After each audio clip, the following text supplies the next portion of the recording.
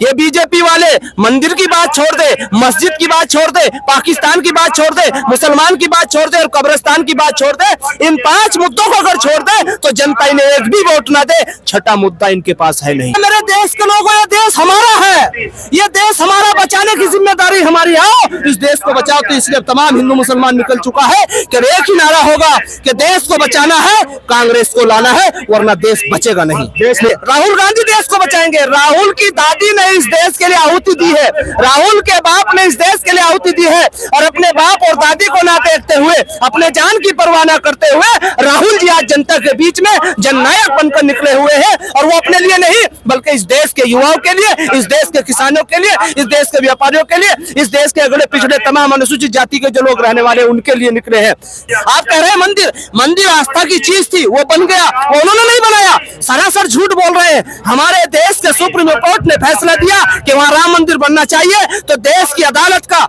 निर्माण, देश की अदालत का सम्मान करते हुए वहां मंदिर बना है। उनका उसमें कोई लेना देना नहीं है, वो हमारे हिंदू भाइयों की आस्था का केंद्र है। देश हित में काम करना कांग्रेस का उद्देश्य था, राष्ट्र हित में काम करना कांग्रेस का उद्देश्य था, देश की आजादी दिलाने का कांग्रेस का कार्य था, देश को गुलामी को ढकेलने का कांग्रेस का कार्य नहीं था। आप सोच रहे हैं, लेकिन कांग्रेस सोचती थी, कांग्रेस किया है, जिसकी देन है कि आज परमाणु, न्यूट्रॉन, इलेक्ट्रॉन, नाना प्रकार के जो अस्त्र शस्त्र आपके पास हैं। जिस देश में सुई नहीं बनती थी, उस देश में क्या नहीं है, विश्व में स्थान अपना निर्धारित करने का काम कांग्रेस ने किया था।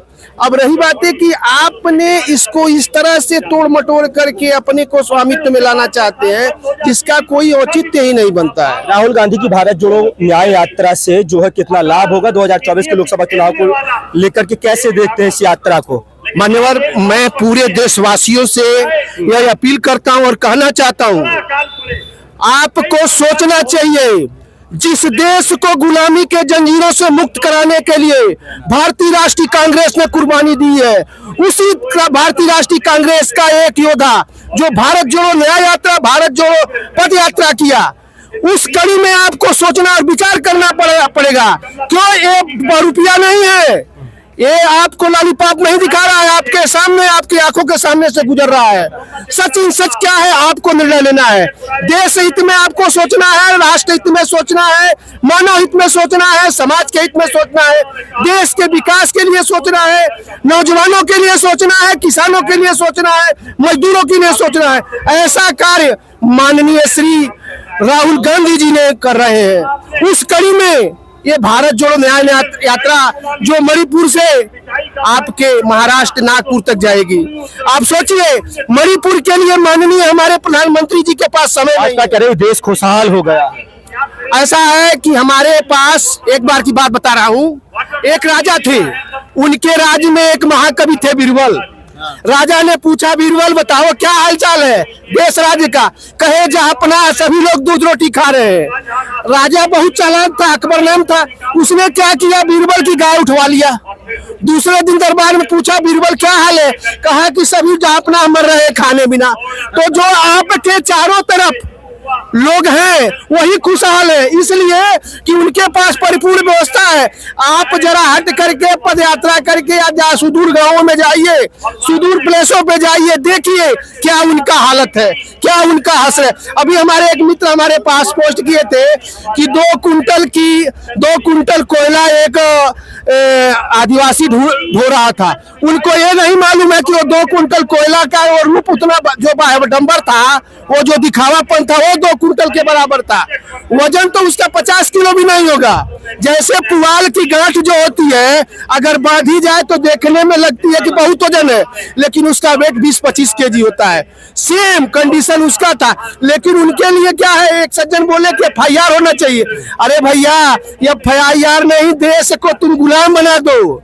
अगर देश के नौजवानों के अंदर थोड़ी सी इस देश की मिट्टी की पुकार होगी, थोड़ी सी लाल बहादुर शास्त्री की देन की अन्नदाता की हुंकार होगी, थोड़ी सी सुभाष चंद्र बोस, सरदार भगत सिंह की ब्लड की रस होगी, तो वह कुर्बानी के लिए तैयार हो जाएंगे और देश को गुलाम नहीं होने देंगे। क्या नाम है आपका? मेरा नाम नज़ाकत अभी है।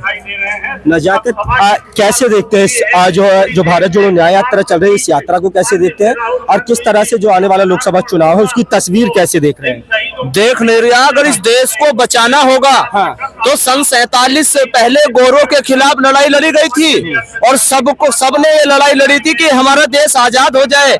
कभी किसी के दिल में ये नहीं था कि मेरी जान की आहुति इस देश को आजाद कराने में चली गई तो मुझे क्या मिलेगा, बल्कि ये सोचा था कि मेरा देश खुशहाल हो जाएगा, मेरा परिवार खुशहाल रहेगा। इस लड़ाई में युवाओं को, किसानों को, नौजवानों को आना पड़ेगा। इस 10 साल के अंदर अंदर देश की इतनी बड़ा नुकसान हुआ है, इतना बड़ा नुकसान हुआ है, इतना 70 सालों में देश के लिए नहीं हुआ था। ये बीजेपी वाले मंदिर की बात छोड़ दे, मस्जिद की बात छोड़ दे, पाकिस्तान की बात छोड़ दे, मुसलमान की बात छोड़ दे और कब्रिस्तान की बात छोड़ दे, इन 5 मुद्दों को अगर छोड़ दे तो जनता इन्हें एक भी वोट ना दे। छठा मुद्दा इनके पास है नहीं। ये सबका साथ सबका विकास कर रहे हैं, मुद्दा है उनके पास। कह रहे हैं महिलाएं सुरक्षित हो गई हैं, कह रहे हैं किसान जो है खुशहाल हो गए हैं, युवाओं को रोजगार दे रहे हैं। आप कह रहे हैं शमशान, कब्रिस्तान, पाकिस्तान ये सब छोड़ दे तो मुद्दे नहीं है, वो तो मुद्दे गिना रहे हैं। उन्नाव में इनका विधायक था, बलात्कार किसने किया था? इनके विधायक ने। अभी रॉबर्टगंज के एक विधानसभा का विधायक जो प्रधान रहते हुए एक लड़की का बलात्कार किया, उसे कोर्ट ने सजा दी। इस तरह से इनके लोग ही बलात्कारी और अत्याचारी है। महिलाएं सुरक्षित है, इनके यहाँ महिलाएं सुरक्षित है। मुझे बताइए कहाँ सुरक्षित महिलाएं? कहीं भी महिलाएं सुरक्षित नहीं। अगर महिलाएं सुरक्षित होती तो आज जो महिलाओं के ऊपर अत्याचार हो रहा है उनकी सुनवाई नहीं होती, ऐसा होता? ये सब बकवास है, ऐसा कुछ नहीं है बिल्कुल भी। ये सिर्फ और सिर्फ मैंने कहा जैसे अंग्रेज राजनीति करते थे, बांटो और राज करो। यहाँ तमाम लोग खड़े हुए हैं। हम लोग बड़ी शांति सुख से अपने घरों में और अपने गाँव में रहते हैं। हिंदू होता है उसके दिवाली होती है तो मुसलमान उसे मनाने। देश कौन बचाएगा? देश इस देश का युवा बचाएगा, इस देश का हिंदू मुसलमान बचाएगा, जिन्होंने पहले देश को बचाया था। राहुल गांधी देश बचाएंगे क्या? राहुल गांधी जिस उत्तर प्रदेश में कांग्रेस को 32 साल का सूखा झेल रही है, उस उत्तर प्रदेश में आपको लगता है, कहते हैं दिल्ली की गद्दी का जो रास्ता है वो उत्तर प्रदेश से होकर के गुजरता है। सबसे अधिक लोकसभा सीटों वाला जो क्षेत्र है वो उत्तर प्रदेश है। उत्तर प्रदेश में तो आपके पास कुछ है ही नहीं 32 सालों से। हम किसान हैं, जो खेत पैदा नहीं देता वो पड़ा रहता है। अच्छा। उसको हम अच्छी तरह जोतते और बोते हैं तो बहुत अच्छी तरीके से फसल देता है। इसी उत्तर प्रदेश से यहाँ से दिल्ली का रास्ता निकलेगा और जो 32 साल को आप लोग कह रहे हैं, आपको कहना पड़ेगा कि 32 साल की सारी सत्ता एक ही बार में यूपी की जनता ने कांग्रेस को देने का काम किया है। वो रिजल्ट आएगा।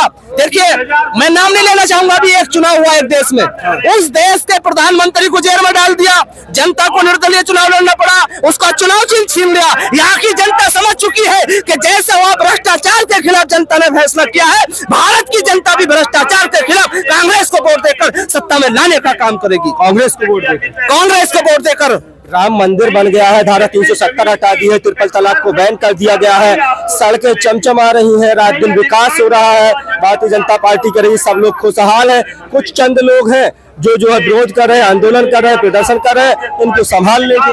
भैया कौन सी सड़क चमचमा रही? सड़क चमचमा रही है, सड़क चमचमा के हमारे ऊपर टैक्स रख दिया है। अगर वहाँ को लोकल का भी निकलेगा उसको पास बनवाना पड़ेगा, जिसका नाम है टोल टैक्स। सड़क हमारे पैसे की बनाकर हमसे चार्ज ले रहे हो, कह रहे चमचमा रही है। क्या सड़क पर चलने से रोटी मिलेगी? हम किसान हैं, हमारा यूरिया सस्ता होगा, हमारी खाद सस्ती होगी, हमारी बिजली सस्ती होगी, हमारा डीजल सस्ता होगा, जब हमको रोटी मिलेगी। आप कह रहे हैं मंदिर आस्था की चीज थी, वो बन गया, उन्होंने नहीं बनाया, सरासर झूठ बोल रहे हैं। हमारे देश के सुप्रीम कोर्ट ने फैसला दिया कि वहाँ राम मंदिर बनना चाहिए, तो देश की अदालत का निर्माण, देश की अदालत का सम्मान करते हुए वहाँ मंदिर बना है। उनका उसमें कोई लेना देना नहीं है, वो हमारे हिंदू भाइयों की आस्था का केंद्र है। और मंदिर अपनी जगह होती है, मस्जिद अपनी जगह होती है, और कारोबार और रोजगार अपनी जगह होता है। उसका मंदिर मस्जिद से कोई लेना देना नहीं होता है। क्या मुस्लिम समाज भी कांग्रेस के साथ आ रहा है, राहुल गांधी के साथ आ रहा है? देखिए, मुस्लिम समाज हमेशा सेकुलरों के साथ रहा है। मुस्लिम समाज ने हमेशा इस देश को बचाने की कोशिश की है। मेरे तमाम हिंदू भाइयों ने भी इस देश को बचाने की कोशिश की है।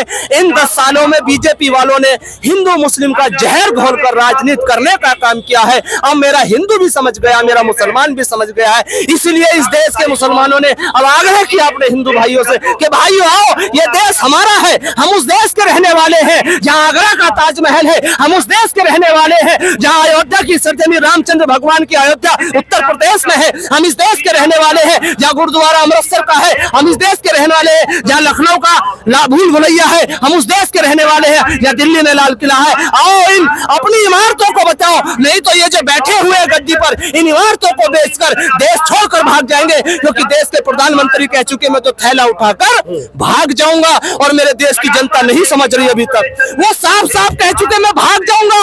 ऐ मेरे देश के लोगों, ये देश हमारा है, ये देश हमारा, बचाने की जिम्मेदारी हमारी। आओ इस देश को बचाओ। तो इसलिए तमाम हिंदू मुसलमान निकल चुका है कि एक ही नारा होगा कि देश को बचाना है, कांग्रेस को लाना है, वरना देश बचेगा नहीं।